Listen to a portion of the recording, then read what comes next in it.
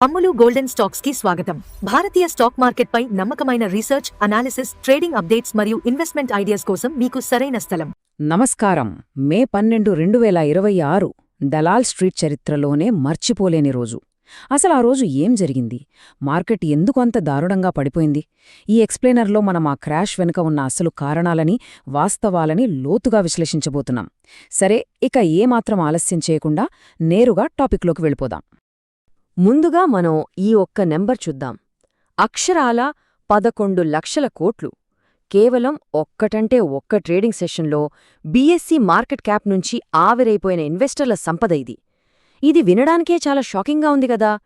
ఇది కేవలం చిన్న కరెక్షన్ కాదు, మార్కెట్ను కుదిపేసిన భారీ తుఫాను.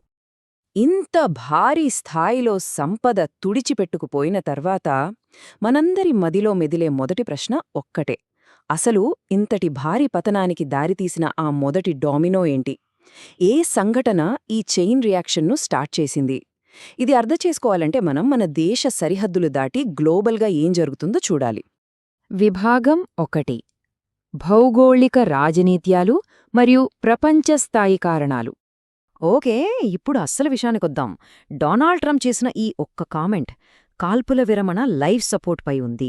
మార్కెట్లలో ఎంతటి ఆందోళన రేకెత్తించిందో మీకు తెలుసా? అమెరికా, ఇరాన్ మధ్య జరుగుతున్న శాంతి చర్చలు దాదాపు విఫలమయ్యాయనే సంకేతమిది. అగ్రరాజ్యాల మధ్య ఎప్పుడైతే యుద్ధ వాతావరణం నెలకొంటుందో ఆటోమేటిక్గా మార్కెట్లలో భయం అలుముకుంటుంది గదా. ఈ కామెంట్ ఖచ్చితంగా ఆ భయానికి మరింత ఆజ్యం పోసిందనే చెప్పాలి. ఇక్కడ పరిస్థితిని మనం 2 కోణాల్లో అర్థం చేసుకోవచ్చు. ఒకవైపు చూస్తే అమెరికా, ఇరాన్ మధ్య శాంతి చర్చలు విఫలమవ్వడం, అత్యంత కీలకమైన హోర్ముజ్ జలసంధి బ్లాక్ అవ్వడం జరిగింది. ప్రపంచంలోని 20% చమురు రవాణా జరిగే రూట్ ఇది. మరోవైపు ఏమైంది? ఈ రూట్ మూసుకుపోవడంతోనే క్రూడ్ ఆయిల్ ధరలు ఒక్కసారిగా భగ్గుమన్నాయి. ఇంకేముంది, దీని ఎఫెక్ట్ డైరెక్ట్గా ఫినాన్షియల్ మార్కెట్ల మీద పడి పానిక్ సెల్లింగ్ మొదలైపోయింది. ఈ గ్లోబల్ టెన్షన్స్ ఇలా ఉంటే మన దేశీయంగా కూడా దీని ఇంపాక్టును తగ్గించడానికి ప్రధాని మోదీ 7 కీలక విజ్ఞప్తులు చేశారు.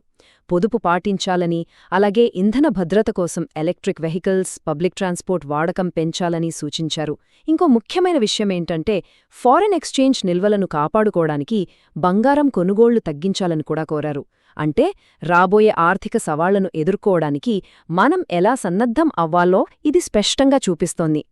విభాగం 2: మ్యాక్రో రిపుల్స్, ముఖ్యంగా చమురు మరియు రూపాయి మీద పడిన ప్రభావం. బ్రెంట్ క్రూడ్ ధర బ్యారెల్కు $105.84 చేరుకోవడం నిజంగా పెద్ద ప్రమాద గంటిక. ఇక్కడ మనం గోల్డ్మెన్ సాచ్ సంస్థ ఇచ్చిన ఒక వార్నింగ్ను ఖచ్చితంగా మాట్లాడుకోవాలి. ప్రపంచవ్యాప్తంగా ఉన్న చమురు నిల్వలు కేవలం 98 రోజుల డిమాండుకు మాత్రమే సరిపోతాయని వాళ్ళు అంచనా వేశారు. ఈ సప్లై షార్టేజ్ భయం వల్లే చమురు ధరలు ఆకాశాన్ని తాకాయి. ఇక్కడ మనం అర్థం చేసుకోవాల్సిన ఇంకో ఇంపార్టెంట్ పాయింట్ ఉంది. ఒకవైపు క్రూడ్ ధరలు మండుతుంటే మరోవైపు డాలర్తో పోలిస్తే మన రూపాయి విలువ రికార్డ్ స్థాయిలో $95.50 పడిపోయింది. ఈ 2 పరిణామాలు ఒకేసారి జరగడం వల్ల మన ఇంపోర్ట్ బిల్లు ఎక్కడికో వెళ్ళిపోతుంది. రిజర్వ్ బ్యాంక్ ఆఫ్ ఇండియా సుమారు $12 బిలియన్ ఖర్చుపెట్టి రూపాయిని నిలబెట్టడానికి ట్రై చేసినా కూడా ఈ పతనాన్ని ఆపలేకపోయారంటే పరిస్థితి ఎంత తీవ్రంగా ఉందో మనం అర్థం చేసుకోవచ్చు. ఈ డేటా నిజంగా ఒక అద్భుతమైన విషయాన్ని మనకు కళ్లకు కట్టినట్టు చూపిస్తోంది. మార్కెట్లో విదేశీ మరియు దేశీయ పెట్టుబడిదారుల మధ్య ఎలాంటి టగ్ ఆఫ్ వార్ నడుస్తోందో చూడండి. భయాందోళనల వాతావరణంలో ఎఫ్ఐఐలు రికార్డ్ స్థాయిలో 8,437 కోట్లు వెనక్కి తీసేసుకున్నారు. కాని అదే టైంలో మార్కెట్ను పడకుండా ఆపటానికి మన డిఐఐలు ఏకంగా 6,748 కోట్ల కొనుగోళ్లు చేశారు. వాళ్ళొక బలమైన సపోర్ట్గా నిలబడటం విశేషం. విభాగం 3: సెక్టార్ బ్రేక్డౌన్, ముఖ్యంగా ఈ క్రాష్లో కూడా అవుట్పర్ఫార్మ్ చేసిన రంగాలు. ఇదంతా ఒకెత్తు అయితే ఈ క్రాష్లో కూడా కొన్ని రంగాలు సేఫ్ హెవెన్స్గా నిలిచాయి. అవే IT services, pharma, health care, ఇంకా క్వాలిటీ ప్రైవేట్ బ్యాంక్స్. ఎందుకంటే డాలర్ విలువ పెరగడం వల్ల ఆదాయం డాలర్లలో వచ్చే ఐటీ కంపెనీలకు ఇది ప్లస్ పాయింట్. అలాగే గ్లోబల్ పాలసీ మార్పుల వల్ల పెద్దగా ఎఫెక్ట్ అవ్వని ఫార్మా రంగం ఒక రక్షణ కవచంలా పనిచేసింది. బెస్ట్ ఫండమెంటల్స్ ఉన్న ప్రైవేట్ బ్యాంకులు కూడా ఈ సెలాఫ్ను చాలా వరకు తట్టుకుని నిలబడగలిగాయి. ఇక్కడ ఇంకో ఇంట్రెస్టింగ్ పాయింట్ ఏంటంటే మే 11న నిఫ్టీ 50 భారీగా పడిపోతే దానికి భిన్నంగా బ్యాంక్ నిఫ్టీ కాస్త మెరుగైన పనితీరును కనబర్చింది. ఇది ఖచ్చితంగా పాజిటివ్ సిగ్నల్. ఒకవేళ బ్యాంకింగ్ హెవీవెయిట్స్ గనక రికవర్ అయితే అవి ఇండెక్స్ను ఇంకా కిందకి పడకుండా ఒక బలమైన మద్దతు ఇస్తాయని అనలిస్టులు భావిస్తున్నారు. విభాగం 4 ట్రేడర్ల ముందున్న మార్గం, రాబోయే రోజుల్లో అనుసరించాల్సిన వ్యూహాలు. ఇప్పుడు ఇక్కడ నిజంగా ఆసక్తికరమైన విషయం ఏంటంటే మార్కెట్ అనాలిస్టుల రాడార్లో ఉన్న ఈ వాచ్ లిస్ట్. ముఖ్యంగా Q4 రిజల్ట్స్ రిలీజ్ చేయబోతున్న డాక్టర్ రెడ్డీస్, అద్భుతమైన రిజల్ట్స్తో పాజిటివ్ మొమెంటంలో ఉన్న టాటా కన్జ్యూమర్, అలాగే క్రూడ్ ఆయిల్ ధరలు పెరగడం వల్ల డైరెక్ట్గా బెనిఫిట్ అవుతున్న ఓఎన్జీసీ. రాబోయే రోజుల్లో ఈ స్టాక్స్ ఖచ్చితంగా మార్కెట్లో కీ రోల్ ప్లే చేస్తాయనడంలో ఎలాంటి సందేహం లేదు. అలాగే మార్కెట్ ఆశలు భయాలకు అద్దం పట్టే ఇండియా విక్స్ 18కి చేరుకుంది. అంటే దీని అర్థమేంటి? భవిష్యత్తులో మార్కెట్ ఒడిదుడుకులు ఇంకా ఎక్కువగా ఉండబోతున్నాయని, రోజువారీ ధరల్లో చాలా వేగంగా మార్పులు వస్తాయని ఇది క్లియర్గా చెప్తోంది. అందుకే కదా ఆప్షన్స్ ట్రేడర్లు రిస్క్ తగ్గించుకోవడానికి, అంత భారీ ప్రీమియం చెల్లించడానికి కూడా వెనుకాడట్లేదు. ఇక చార్ట్స్ పరంగా చూస్తే ఈ బ్యాటిల్ఫీల్డ్ ఎలా ఉందో ఒకసారి గమనిద్దాం.